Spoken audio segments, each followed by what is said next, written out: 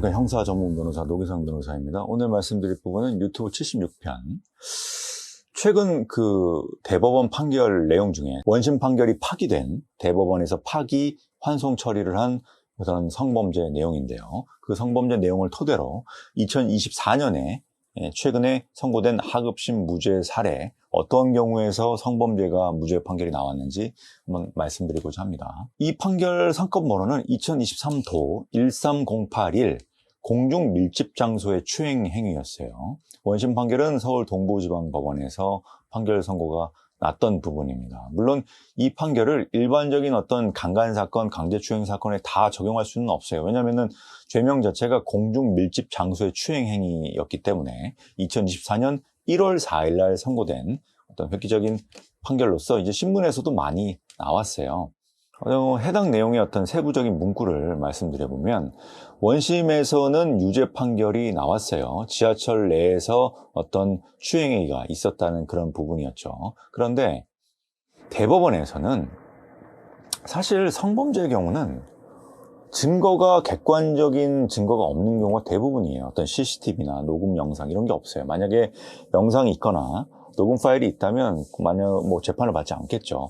무슨 말이냐면 당사자의 일방적인 주장만으로 진술이 일관된다라고 판단하면서 유죄를 하는 위험성이 굉장히 높단 말입니다. 그렇기 때문에 성범죄 중에서도 준강제추행 내지 준강간, 이 준이 붙어있는 심신상실 상태, 즉 의식이 없는 상태에서의 성범죄가 이루어진 경우는 대응이 불가능해요. 왜냐하면 어차피 무슨 얘기로 어떻게 설명을 해서 성추행이 일어났는지에 대해서는 준강제추행, 준강간, 의식이 없는 심신상실 상태에 따르기 때문에 이 피해자분 입장에서는 그 기억을 못하는 거예요. 기억을 못하기 때문에 사실 어떤 행위가 있었는지에 대한 진술 자체가 없는 거죠. 자, 진술의 신빙성만으로 유죄가 나온다? 근데 진술이 없는 거예요. 맞는지 틀린지 일관되고 있는지 기절 상태에 있든 술에 취해서 의식이 없는 상태에 있든 잠이 취했든 의식이 없기 때문에 아예 성범죄 발생 이후에 어떤 사정만 있을 뿐이지 그 당시의 내용은 없는 거예요. 그렇기 때문에 대응이 굉장히 어렵습니다. 그런데 지금 이번에 판결이 내려진 2024년 1월 4일자 2023도 13081 사건의 경우 이런 얘기가 있어요. 형사 피고인은 유죄 판결이 확정될 때까지 무죄로 추정된다. 이 무죄 추정의 원칙은 헌법 제27조 4항에서 당연히 규정되어 있죠. 형사소송법 제275조 2도 당연히 있는 것이죠. 근데 문제는 이 성범죄에 있어서는 무죄 추정의 원칙이 아니라 도리어 유죄 추정의 원칙에 가깝게 재판이 진행됐다는 것이 문제였습니다. 폭행 협박이 없어도 기습 추행이라든지 폭행 협박, 협의의 폭행 협박, 그리고 사람을 제압하지 않고서라도 여자의 진술만으로도 모텔에 멀쩡하게 들어가고도 그리고 그 다음날 둘이 손잡고 나오는 것까지는 아니더라도 같은 시간에 나와서 밖에서 식사를 하고 대화를 주고받아도 성범죄가 되는 거예요. 굉장히 좀 맞지 않는 어떤 형사법적인 어떤 기본적인 죄형 법정주의에는 굉장히 벗어나는 것이죠. 물론 위력에 의한 업무 관계나 상대방과의 관계가 상하 주종 관계, 있는 관계라면은 좀 다를 수는 있어요. 하지만 수평적인 관계에서 데이트도 하고 술도 마시고 어떤 의사소통이 계속 있었던 과정 속에서 성관계가 이루어지는 스킨십이 있었다. 이런 부분에 대해서는 원론적인 의미에서의 엄격하게 폭행 협박이 과연 있었는지, 의사를 제압할 정도가 있었는지, 블랙아웃 상태에서 성범죄가 이루어진 것인지 좀 제대로 확인을 해봐야 되는 것인데 그런 거에 대한 어떤 객관적인 그리고 심층적인 검토 없이 고소인의 진술만으로 유죄가 인정되는 경우가 많았다 이겁니다. 하지만 지금 이번에 나온 그 파기완성된 이 판시 내용은 형사 피고인의 어떤 무죄 추정의 원칙을 입각을 해서 이렇게 판시를 하고 있어요. 피고인이 유리한 증거를 제출하면서 범행을 부인한 경우에도 공소사실에 대한 증명 책임은 여전히 검사에게 있고 피고인이 공소사실과 배치되는 주장에 대한 증명할 책임까지 부담하는 것이 아니다. 근데 그동안에 아니었다니까요. 공소사실과 배치되는 무죄 주장을 피고인이 입증을 해야 됐었어요. 근데 이제 입증 책임은 검사한테 있는 거였거든요. 근데 이제 성범죄는 아니었다니까요. 사실상 무죄 추정의 원칙이 아니라 유죄 추정의 원칙이었기 때문에 피고인이 본인의 공소사실과 배치되는 그런 부분을 입증해야만 했었어요. 근데 이 판시에서는 이걸 지적하고 있는 것이죠. 검사가 입증 책임이 있고 검사가 제출한 증거와 피고인이 제출한 증거를 종합해 볼 때 공소사실에 관하여 조금이라도 의심이 있는 경우에는 무죄를 선고해야 할 것. 이게 원칙이라는 거예요. 이런 말이 있잖아요. 뭐 당연한 것이지만 한 명의 어떤 억울한 사람을 발생시키면 안 된다. 근데 그게 아니었단 말입니다. 그래서 이 판결 이후에 물론 통계가 정확하지는 않겠고 저도 직접 제가 무죄 판결 하급심 내용을 한번 조회를 해봤는데 꽤 성범죄 무죄 판결이 많아진 부분이 나왔어요. 그래서 그 부분을 제가 오늘 5개 정도 설명해 드리려고 하는 거예요. 결국 진술의 일관성만 가지고 볼 게 아니라 무죄 추정의 원칙에 따라서 입증이 가능한 것인지 고소인의 진술과 피고인의 진술은 어차피 배치돼요. 말 대 말에 대해서는 어차피 배치되기 때문에 이거 말고 다른 증거들, 주장 상황 이런 걸 고려해 봤을 때 조금이라도 의심이 되는 경우라면 아닐 수도 있기 때문에 무죄를 선고해야 된다.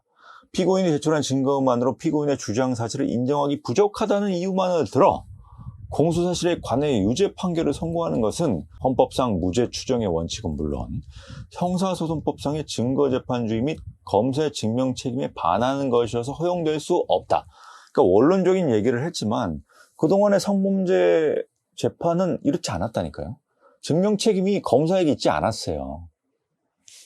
결국 증인신문 과정에서 고소인의 주장 진술을 탄핵하는 과정이 없으면 무죄가 어려웠던 것입니다. 무죄 추정의 원칙을 이제 딱 입각해서 이 판결이 나온 거예요. 무죄 판결이 내려진 2024년 하급심 판례 한 5가지만 말씀드릴게요. 대구지방법원에서 선고된 사안이네요. 이 사건 같은 경우는 이제 강간 혐의였는데 문제는 이 피해자의 진술의 신빙성이 부족하다. 피해자가 공소사실로 특정된 피고인의 범죄 사실과 다른 일시에 발생된 유사한 사건에 관한 기억을 혼동하여 진술하였을 가능성이 배제할 수 없다. 어떤 이런 부분. 그리고 이 사건은 국민참여재판으로 무죄가 나온 사례입니다.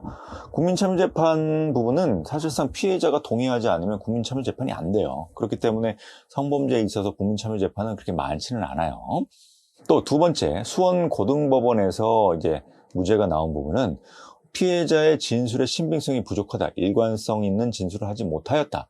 그리고 피고인이 수사기관부터 이 법원에 이르기까지 일관되게 이 사건의 공소사실을 부인하고 있고 제가 무죄 판결을 받는 4가지 방법에도 말씀드렸지만 경찰 조사 초기 때부터 일관되게 무죄 주장이 돼 있다는 것은 당연한 무죄 판결의 전제입니다.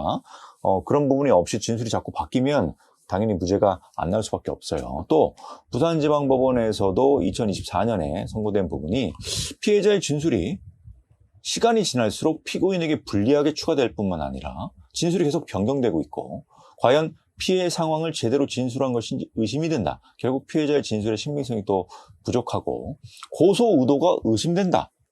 피고인이 피해자가 입었다고 주장하는 피해 내용에 대해 일관되게 부인하고 있고 피해자의 피고인에 대한 고소 경위가 부자연스럽고 그 의도 또한 의심스럽다라고 해서 준유사 강간 혐의에 대해서 무죄 판결이 내려진 사안이 있고 또 다른 사건에서는 피고인의 어떤 DNA가 미검출된 사안 이것이 또 객관적인 증거가 검출되면 안 되겠죠. YSTR 유전자든 STR 유전자든 이 DNA가 검출되지 않아야만 하는 것입니다. 뭔가 증거가 검출되면 그걸 또 반박하는 건 굉장히 어렵겠죠.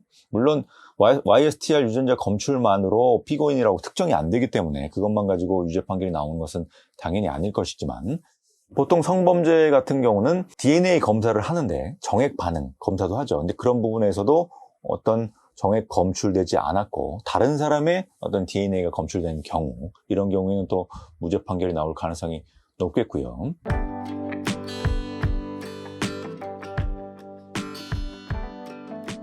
이런 하급심 판례를 보더라도 최근에 이 대법원 판결이 달라지고 나서는 무죄 추정의 원칙에 따라서 어떤 고소인의 신빙성 있는 주장이 과연 있는 것인지 고소인의 주장만으로 유죄 판결을 하는 것이 적절하지 않다고 판시를 한 부분이 있고 실제로 이런 부분 때문에 무죄가 많이 내려지고 있습니다.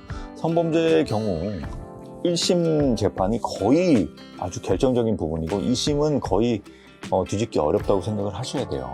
만약에 강제추행이든 강간혐의든 유사강간이든 성폭법 위반 혐의든 카메라를 사용했든 성범죄와 관련돼서 1심 재판을 받는다면 경험이 있는 형사사건의 어떤 성범죄, 무죄 판결을 실제로 받아본 경험이 있는 그런 전문적인 형사 전문 변호사분과 상담을 하셔서 1심 재판에서부터 아주 적극적이고 절실하게 대응을 하실 것을 강력하게 말씀드리고, 도움이 필요하신 분은 제게 연락을 주시면 제가 알고 있는 범위 내에서 도움을 드릴 수 있도록 하겠습니다. 감사합니다.